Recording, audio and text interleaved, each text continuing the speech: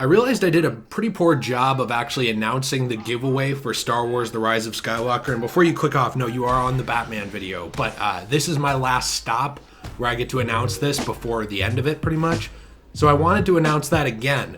2 copies of the 4K Rise of Skywalker digital version for your redeeming quality online will be given away at the end of Monday, April 13th, obviously 2020, 11:59 US Central Time. All you have to do is be following me on Twitter. My handle is @DegenerateJ. I will show you my handle and my Twitter right now. So you have to be following me and tweet with the hashtag JAY Star Wars. That is the hashtag you have to do, and tell me what your favorite piece of Star Wars media is of all time. Mine is probably Star Wars Knights of the Old Republic 2, the restored edition, so it does not need to be in current canon. It can be a book, a movie, a game, anything you want. I just wanted to hear what you like, and hopefully why, but at least what you like. So I hope you enter that. Even if you don't love this movie and you didn't want to give Disney your money, this is a chance for you to own the movie without having to. It's on me, my money, not yours. So hey, hope you enter, and let's jump right into the video. We're in the new office area. I've set up almost everything. It's a little echoey in here because I don't have all the soundproofing up yet, but the show must go on. It's good to be here. This place looks great. You painted it. You put carpet down. You know, little ways to go, but honestly, this place looks great. You've upgraded. Thank you, T. And so much like you're annoying to me, I wanted to today take a look at the top 5 most annoying enemies in the Batman Arkham series that can really ruin your day, just like you often ruin mine when you come home. That was a great transition. So hey, we're gonna jump right into it and take a look at our first one, which is actually the ninjas in Arkham City and Arkham Knight. Now, all right, this is a bit of a pet peeve of mine, and it's something I'm gonna just admit. I'm a fraud, I'm a phony. I have never been able to fully get down the timing of the blade takedown. I just haven't. Like, I just never bothered to fully master it in any game. I can do it, but it's kind of a crapshoot if I get it to work perfectly. So really what I end up doing is often just avoiding them and then instant taking them down in each game they're in. You are a bit of a fraud and a phony, but I think that makes sense. It's honestly, it's hard because in City, it has that slow down mode. Once you get up to, I think it's 12, it kind of slows everything down for you. So it's a little bit easier to do the blade takedown then. But normally, with normal thugs, it's 3. With those guys, it's 4. So it's an extra one that you can sometimes forget about. It's a lot faster if you're not in that slow down mode. And they're really annoying and quick because in Night, they'll jump off a wall and leapfrog over and try to attack you from an aerial point of view too. So they're tricky, there's no doubt. I don't blame you for going that route. They're a much more annoying version of the knife enemy, honestly, because you have to actually hold Y or triangle and pull back individually each time basically to do the actual takedown. Yeah, it takes each individual input. It's not just holding it. If you hold it, you just dodge. If you do, yeah. So if you hold the left stick back and then let go of Y every time, that's how I do it. But it is tricky because if you don't time it right, you're getting stabbed and then your combo's ruined, and it's really annoying. Because it's a lot faster, it's different. They're a challenging one. Yeah, and I often find myself when I do it accidentally walking backwards instead of actually finishing. Oh yeah. So I don't know. Part of that's on me, but I also just think that this is kind of an obnoxious enemy that can really ruin your day in the game. There's no doubt. Yes, they can. So the next one I wanted to take a look at was the Taser enemies. Now wait a minute, before you click off, it's not in every game. They're actually really annoying. Wow. They're actually really only annoying in one game. Arkham Asylum. That's correct. Because you look at, say, City, or I think it's in Origins too, but Knight as well. Yeah, they're in all of them. With the disarm ability, is that in Origins as well, where you can disarm the Taser? Okay, so in you can do that, which is great, and then you don't have to worry about them. You get up to 5, boom, you don't have to worry about tasers anymore.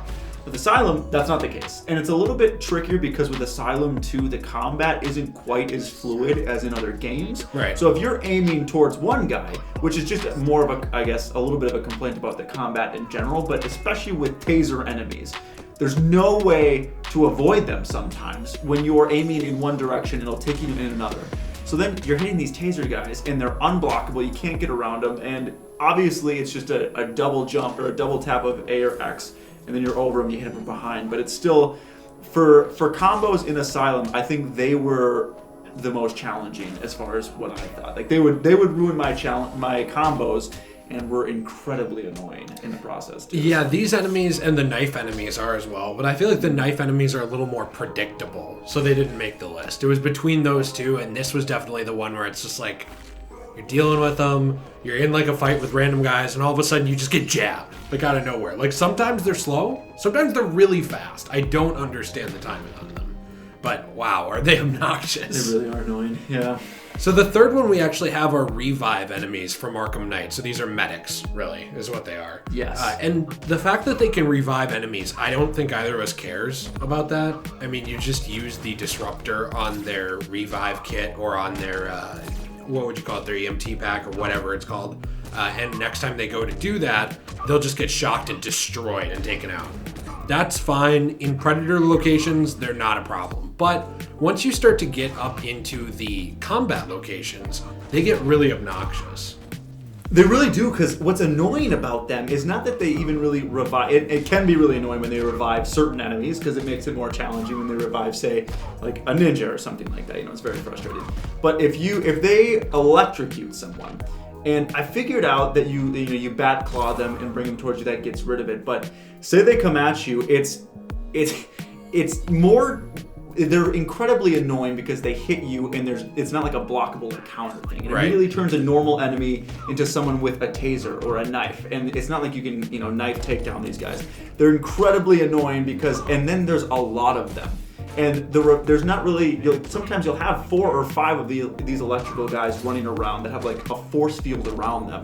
So it gets really tough on the combo, especially when there's a lot of guys going around. Yeah, and you have to use the backlaw to actually discharge that. Mm-hmm. Sometimes the backlaw doesn't hit the right person either. Like, I would say it's programmed pretty well in Knight, where it normally will prioritize the right enemy, but there's definitely times where it doesn't, and it'll just like get the guy next to him, and you're like, nope, I did not want to pull this random enemy towards me. Now I'm getting punched. All of a sudden you're gonna get punched, and it's still the electrical guy over there. Whereas if you hit the electrical guy, it makes it so that you're not getting hit during that. You know, it's almost like you're protected. You have invincibility frames during that animation. Yes. Because it makes it so no one's trying to rush you. It's kind of like how when you stun and you stun attack a riot shield guy, how there's a difference between doing that and doing it to a normal enemy. Yeah. With a normal enemy, they can hit you during it, but with the riot shield guy, you're protected. So it's like the game has these different sets of rules depending on who you're doing these to. And with the actual enemies that have that electrical barrier around them, you have a protection. But the problem is the prioritization of combat. I think that's really what it gets down to with a lot of these, is when the prioritization feature of the combat falls through, you get screwed. And these enemies are the ones that often make it fall through for some reason. 100%. They're really tricky at night. Yeah. So our next one is one that I had to remind you of this, because you haven't played through this game in a little bit. It's been a while, yeah. And I've been messing around on it off and on for the last month, especially because we do plan to play through it at some point on the Let's Play channel. But Arkham Origins, the martial art experts, they're the martial artists or whatever you want to call them, they're a really cool feature, but they can be frustrating. It's also sometimes hard to tell them apart from normal enemies. A lot of enemies look similar in Origins. Well, that's what I was going to say when you showed me a little bit of gameplay for a reminder, because it's been so long since I've played Origins, and I didn't even really remember these guys, but the tricky thing about them, like you said, is they don't really stand out necessarily from the crowd. There's a little bit of red there that is, I think, designed to help you a little bit distinguish, but it doesn't always... how they stand, I guess. Yeah, but it's not always super apparent, and I think that's what's tricky about it. And then, like, what I saw, because, like I said, it's been a while, but, like, the way that you counter them, you have to counter them twice. And then if you attack, sometimes you have to counter after you attack because they kind of react to how you play, which honestly is a really cool idea. But it will ruin your combo. I remember them being incredibly frustrating once you showed me some gameplay, because once you get your combo up a little bit, you start to get into a flow where it's just X, combo, or like counter, and you're kind of getting into a flow. Mm-hmm. They totally mess up your flow that you're getting into, and saying just jumping around from enemy to enemy, doing a takedown here and there. So that's, I think, what they're designed to do, but they completely ruin combos and are incredibly annoying once you get up into the higher levels of combos. And I feel like just saying that and making that point, there's going to be the one contrarian in the comments who always is like, well, actually, these enemies are easy to deal with and you're just bad. And like, I've been dealing with these enemies since my mom was a toddler. And the fact that you can't handle them means you're a cock. But it's like, look, dude, like the point is that these enemies are not that fun to go up against. It's not that you can't handle them. No. Like you can obviously handle any enemy in this series, but there's going to be certain ones that show up and are like just frustrating or can get the better of you if you're not paying good enough attention. Which, let's be honest, there's 4 games in this series. They're all like upwards of 7 or 8 hours, like even the shortest of them. You're gonna make mistakes. I don't care who you are. Like, it's gonna happen. So this is more so of like, who do you make the mistakes the most against? Yeah. And who is most likely to create those mistakes, I guess. And yeah. I definitely say the martial artists. They're definitely up there. Yeah. The final one, I actually don't think this is the most annoying in terms of going up against, like, what I'm saying is, they're not the hardest to deal with, but the reason they're at the top is because they come out of nowhere all the time. That's Riot Shield enemies. They are always popping up, and the problem with this type of enemy is like there's not a cue, like a good clear sound cue that it's happening. Like there's a little bit of one when they pick up the Riot Shield, right? But in every game when an enemy picks up a gun, you hear him pick them up, you hear like the clacking, you hear him reloading. It's like, oh, I know that someone's picking up a gun behind me 10 feet to my right. With the Riot Shield guys, if you take down a Riot Shielder and you didn't break their Riot Shield, somebody else picks it up. All of a sudden you're turning to hit someone and you're either punching a Riot Shield and ending your combo right there, or you're getting smacked in the face with an undodgeable Riot Shield that you would have had to double tap leap over, but you didn't know they were there. Like these guys come out of nowhere. It's like they're invisible. They do. They're really tricky, and I think what's so hard about it is like you said, like you'll hear that like someone picking up a taser or a gun, and you won't hear people picking up these Riot Shields. But also, what I've noticed when playing through recently, even at night, is you'll take a guy out, you'll do like the stun, and then climb up his Riot Shield, take him out, and then you'll go around and you'll hit some other guys. You'll come back and you'll be about to, like, you already hit the button. Batman's committed to punching this guy. Yeah. He'll reach down and he'll be in the middle of reaching down. He'll pick it up and turn around in like in 0.2 seconds, and then you hit a Riot Shield and it completely busts your combo. So it's hard sometimes. And what's really annoying about these guys for me is that they'll bend down. You don't even know what they're picking up necessarily. Right. You can probably see a Riot Shield, but sometimes you can't. Especially if it's the ground. Like the ground in some areas is like brighter or like more gray, and sometimes it doesn't like blend in perfectly, but sometimes you're paying so much attention to the movement that you don't see what that thing is. Is it a gun? Is it a knife? Is it the Riot Shield? At least with one of them you have more of an audio cue, but you still have to wait for them to get up to make it. Yes. Yeah. And I think the thing is too with what I've noticed is that tasers, like guys will pick up tasers and you can still hit them if you commit like that, because they'll be picking it up and they'll turn around slower for whatever reason. They'll turn around slower, you can still hit them in the back and it works. At least in my experience, it could be different. But what I've seen with Riot Shields is that they turn around so quickly. And like you said, if the ground is brighter and it kind of blends in and makes it difficult to see, you don't know what they're picking up. So you've already committed to hitting them and then your combo's ruined. So that's what gets so annoying for me. And then that's not even including when you're in the middle of a combo. Say there's 3 of them surrounding you and 2 of them or just like one of them dedicates to hitting you.